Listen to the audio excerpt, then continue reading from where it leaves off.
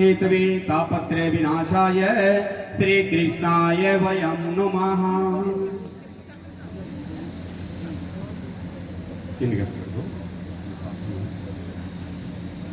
बोलिए श्यावर रामचंद्र भगवान की जय।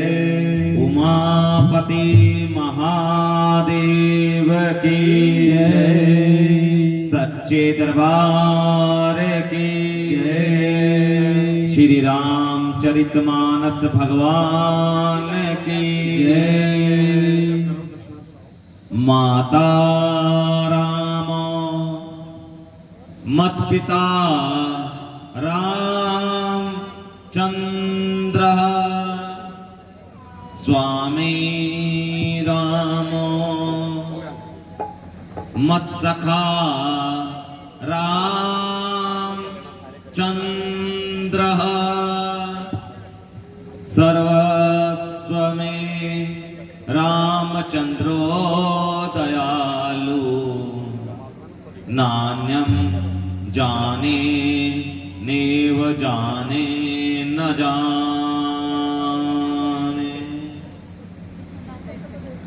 बंदौ श्री तुलसी के चरण जिनके नेहो जग का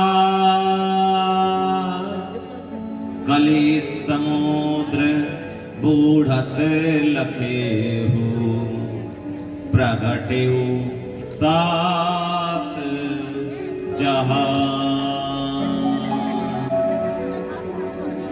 सिय राम माया सब जग जाने करहु प्रणाम जोरि जुग पाए। ये किसके थे पैसे? ये आपके थे मैंने।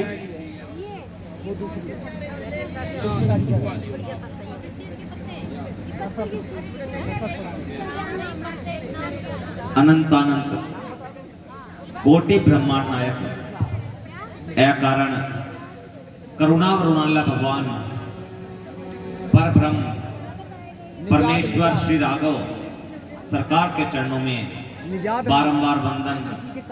भूत भावन भगवान शिव जी एवं श्री हनुमान जी महाराज जी के चरणों में साष्टांग दंडवत। कले पावना अवतार कवि कुल चूड़ामणि परम पूज्यपाद गोस्वामी तुलसीदास जी महाराज जी के श्री चरणों में बारंबार वंदन। बोले उमापति महादेव की।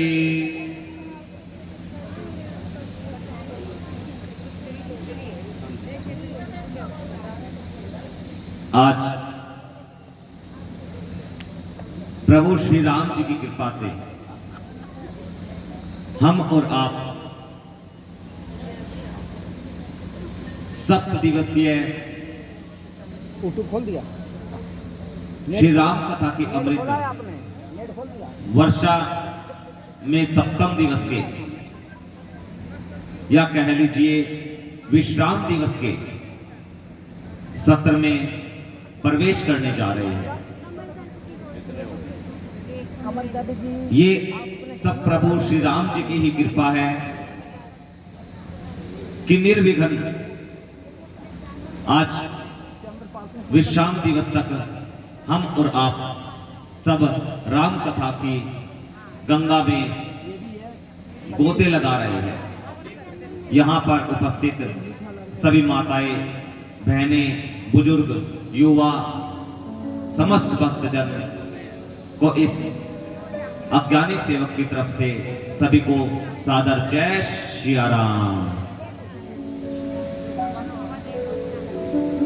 कल कथा कहाँ विश्राम भाई बोलिएगा, कहाँ विश्राम भाई?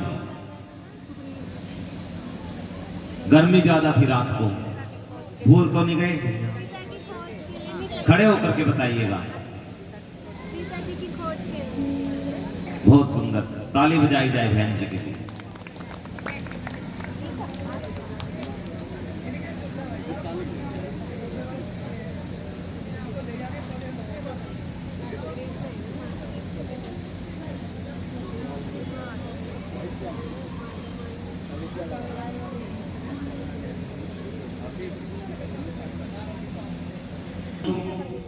पूर्व जाओ, कुछ कपियों को उत्तर में भेजा, कुछ कपियों को पश्चिम में भेजा, परंतु जो मुख्य मुख्य कपिगण थे,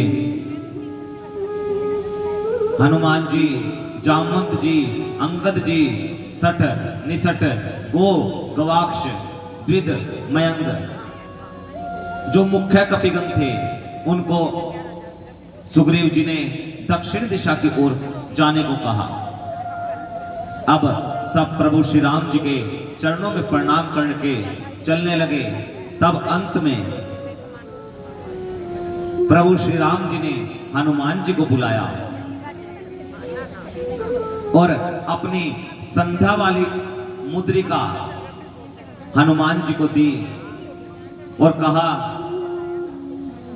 कि हनुमान जाकर के अपनी माता सीता को बताना कि मेरा एक एक पल कल्प के समान व्यतीत हो रहा है, और अपनी माता सीता को बोलना कि वो चिंता ना करे, जल्द ही मैं उनको अपने पास लेकर के आऊंगा। हनुमान जी दंडवत करके चलने लगे। सभी कपि दक्षिण दिशा की ओर चले। बीच में एक तपस्विनी है जिसका नाम है स्वयं प्रभा। वहां पर स्वयं प्रभा जी ने सभी कपियों को अपनी माया से समुद्र के तट पर पहुंचा दिया। अब समुद्र के तट पर सभी कपि बैठ गए। सोचे कि पीछे जाएंगे तो सुग्रीव ने चेतावनी दी है कि एक महीने के अंदर यदि कोई कपि खाली हाथ लौटा और सीता जी का पता नहीं लगाया तो वो मेरे हाथों मारा जाएगा। अब कपि सोचने लगे कि पीछे वापस जाते हैं तो सुग्रीव मार डालेगा और आगे इतना गहरा समुद्र है, आगे जाएंगे तो समुद्र में डूब करके मर जाएंगे। अंगद जी बोले कि एक काम करते हैं, यहीं पर बैठ जाते हैं, ना आगे जाते हैं ना पीछे जाते हैं, यहीं बैठ करके मर जाएंगे। वहीं पर एक संपाति है, जटायु के भाई, बड़े दिनों से भूखे हैं। सूर्य के तेज के कारण उनके पंख चल गए, उड़ नहीं पाए। अभिमान में दोनों भाइयों ने, जटायु जी ने और संपाति जी ने सूर्य पर एक बार धावा बोल दिया। जटायु जी बीच रास्ते से ही वापस आ गए, परंतु संपाति जी सूर्य के निकट पहुंच गए। इस कारण से संपाति के पर जल गए, उड़ नहीं सकते। वहां पर बालू, जो समुद्र के तट पर रेत होती है, उसको बालू कहा जाता है। एक पर्वत के समान बालू इकट्ठा किए और उस पर संपाति जी बैठे हुए हैं और विधाता से कहने लगे, धन्यवाद, आपका बहुत बहुत धन्यवाद। आज तो आपने इतने सारे कपी मेरे भोजन के लिए भेज दिए। बड़े दिनों से भूखा हूं और आज तो इन कपियों को खाने का अवसर मुझे मिल गया। आज तो मेरी भूख समाप्त हो जाएगी। अब यहां कपि बैठे हुए हैं, कह रहे हैं ना आगे जाएंगे ना पीछे जाएंगे। जैसे ही ऊपर से आवाज आई कि इतना सारा भोजन मिलेगा, सारे कपियों को खा जाऊंगा, धन्यवाद किया। हे भगवान, आपकी तो लीला अपरंपार है, आपने तो यही व्यवस्था कर दी हमारे खाने की, हमारे मरने की। धन्यवाद प्रभु। एक जटायु जी थे जिन्होंने श्री राम जी के कार्य में अपने प्राणों को दे दिया, और एक ये है हमें खाने की बात कर रहा है। जैसे ही संपाति को पता लगा, जटायु जी, जटायु क्या हुआ मेरे भाई को, तब सारी वृतांत, सारी कथा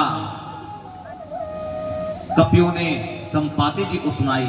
यहां पर चंद्रमुनि के श्राप से संपाति को यह कहा गया था कि जब श्री राम जी के दूत सीता जी की खोज में लंका की ओर जाएंगे, तब उनसे तुम्हारा परिचय होगा तो तुम्हारे शरीर में पुनः नवीन पंख उत्पन्न हो जाएंगे। जैसे ही संपाति ने यह सुना, कपियों ने कहा कि वो दूत हम ही हैं। जैसे परिचय हुआ, संपाति के नवीन पंख उत्पन्न हो गए, लगा नाचने।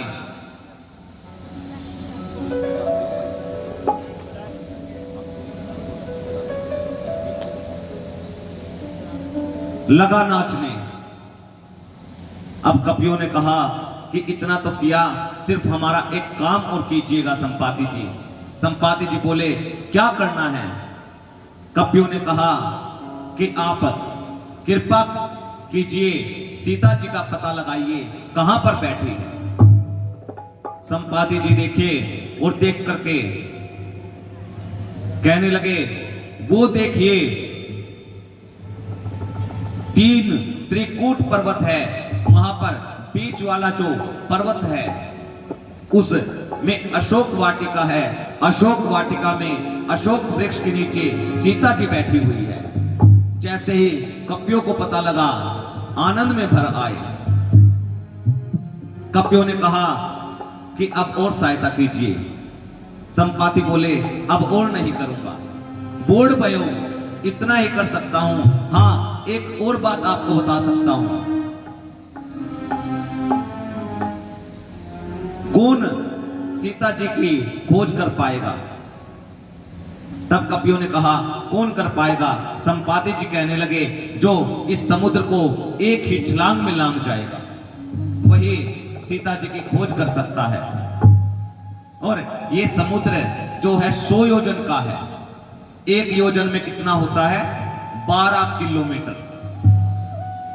100 योजन में कितना हुआ? 1200 किलोमीटर। बस इतना कह करके संपाति जी वहां से नवीन पंख आते ही उड़ गए। जैसे ही उड़े, जामवंत जी कहने लगे कि बताइए अब कौन जाएगा? एक कपि ने कहा कि जामवंत जी, मैंने एक बार 50 योजन की छलांग एक ही बार में लगा दी थी। दूसरा कपि कहने लगा, तुमने 50, मैंने 70 योजन एक बार में लगाई। जैसे ही सुना 70 बढ़ रहे हैं, जामवंत जी कहने लगे, और ऊपर आइएगा, और ऊपर आइएगा। एक कपि ने कहा, तुम 70, मैं 85 योजन एक ही बार में छलांग लगा दी। बहुत सुंदर, नोट कीजिएगा इनका। जामवंत जी कहने लगे नोट कीजिएगा इनका। एक कपि ने कहा तुम 85 मैं 95 योजन एक बारी में जा सकता हूं। अब जामवंत जी बोलने लगे कि 95 से काम नहीं चलेगा, यदि आप में से कोई भी 99 भी चला गया तो वहीं डूब करके मर जाओ। अंगद जी कहने लगे जामवंत जी मैं जा तो सकता हूं परंतु वापिस नहीं आ सकता। जामवंत जी बोले क्यों नहीं आ सकते? तब अंगद जी ने कहा कि वहां पर रावण का बेटा है अक्षय कुमार, दोनों की आपस में शत्रुता है, बैर है। अंगद जी ने कहा जा सकता हूं पर वापिस आने की गारंटी नहीं। कपि कहने लगे जब वापिस आ ही नहीं सकते तो फिर जाने का फायदा क्या है? अब जाना किसको है, किसको जाना है? अब सभी देखने लगे हनुमान जी कहां हैं। हनुमान जी एक कोने में बैठे हुए हैं, कीर्तन कर रहे हैं। राम सिया राम जय जय राम, राम सिया राम जय जय राम, राम सिया राम जय जय राम, राम सिया राम जय जय राम, राम सिया राम जय जय राम, राम सिया राम जामवंत जी कहे राम सिया राम जय जय राम, राम सिया राम जामवंत जी कहे हनुमान जी से हनुमान जी कीर्तन करने का टाइम नहीं है, पता है कहाई रीच पति सुनु हनुमाना, कहाई रीच पति सुनु हनुमाना, का चुप साथी रहे हो बलवाना, का चुप साथी रहे हो बलवाना, पवन तनय बल पवन समाना, पवन तनय बल पवन समाना। हे हनुमान जी ये कीर्तन करने का समय नहीं, तुम्हें पता नहीं तुम्हारा जन्म किस लिए हुआ है, तुम्हें पता नहीं तुम्हारा जन्म किस लिए हुआ है। हनुमान जी राम सिया राम जय जय राम, राम सिया राम जय जय राम, राम सिया राम जय जय राम, राम सिया राम जय जय राम। राम आज लगे तब अवतारा। जामवंत जी ने कहा तुम्हारा जन्म राम जी के कार्य के लिए हुआ है। जैसे ही हनुमान जी ने सुना राम काज लगी मम अवतारा, सुनत ही भयहु पर्वताकारा, पर्वत के समान विराट रूप हनुमान जी ने अखंड रूप अपना कर दिया और कहने लगे जामवंत जी कहिएगा, आप बताइएगा अभी की अभी रावण को ताकत से भस्म कर दूं। आप कहते हो इस समुद्र को एक छलांग में कौन पार करेगा? मैं कहता हूं खेल ही खेल में समुद्र को लांग जाऊंगा और लांग करके रावण को पूरी सेना के समान साथ ही खत्म कर दूंगा। जामवंत जी कहने लगे रुकिएगा, ये रावण को खत्म करने का डिपार्टमेंट केवल प्रभु श्री राम जी का है। केवल आपको करना क्या है, इतना करहु तात तुम जाहे, बस इतना कीजिएगा तुम जाकर के माता सीता जी का पता लगाइए और पता लगा करके राम जी को बताइएगा। सिर्फ आपका कार्य इतना ही है। हनुमान जी बोले कि इतनी दूर जाऊंगा भी और बिना किसी को मारे वापस चला आऊं, ऐसा नहीं होगा। तो जामवंत जी बोले कि करना ही आपको सिर्फ इतना ही है, ये ऊपर से ऑर्डर है। हनुमान जी को जामवंत जी की बात बहुत अच्छी लगी। यहां पर किष्किंधा कांड पूर्ण भया। अब हम श्री सुंदर कांड में प्रवेश करते हैं।